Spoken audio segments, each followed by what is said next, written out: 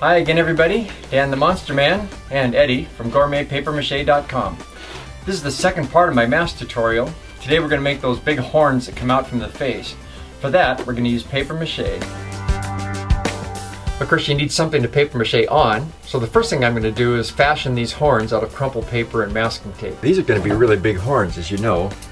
Because of that, I'm going to use clothes hangers on the inside. You don't absolutely have to have them, but it really helps. Eventually I'm going to pull these out. Got some wire cutters. In this case I'm using wide masking tape, but you could use thin as well. I'm going to stretch these out and I'm going to stuff paper in the middle, and then I'm going to papier-mâché over them.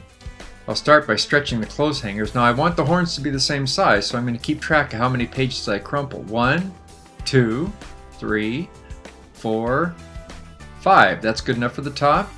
Stuff it in the clothes hanger, wrap it in masking tape. So I'll repeat the process. Here's a half sheet, 1.5, 2.5, 3.5. That's good. Stuff it in again, wrap with masking tape. Now we're going to need more wire, so I'm going to take another clothes hanger, cut off the hook, and then just tape it at the end of the last one, and then I'm going to use that to stuff. So this time I'm just going to use 2. Stuff it, wrap it. Okay, you're getting the idea. Now lastly, I'm going to put one sheet on here.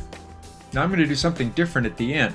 I want a point, so I'm going to cut the end of the hanger and then I'm going to straighten it out. And the last piece I'm just going to twist around it and then wrap it in masking tape. Okay, with this done, I'm going to bend it in the general shape. That's what's great about having clothes hangers in the middle. Now finally, I'm going to wrap some paper on the outside just to fill in the voids. And once again, I'll wrap it with masking tape. Keep doing this until I get the shape nice and smooth. So I'm going to skip ahead. Of course, you're going to make the second horn exactly the same way.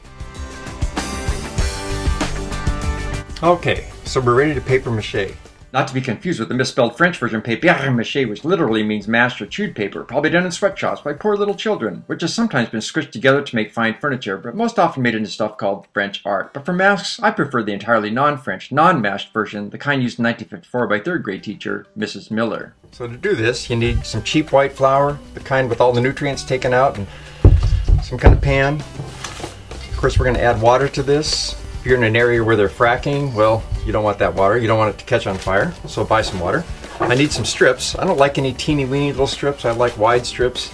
The easiest way to make those, simply to take a section of the paper, tear it along with the grain down the middle, tear off the edge where you have a fold.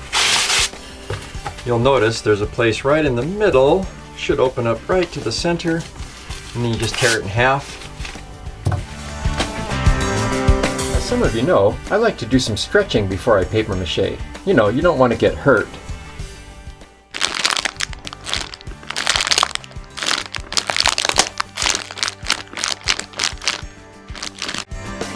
Okay, I'm ready to go. I'm going to put some water in this and be right back.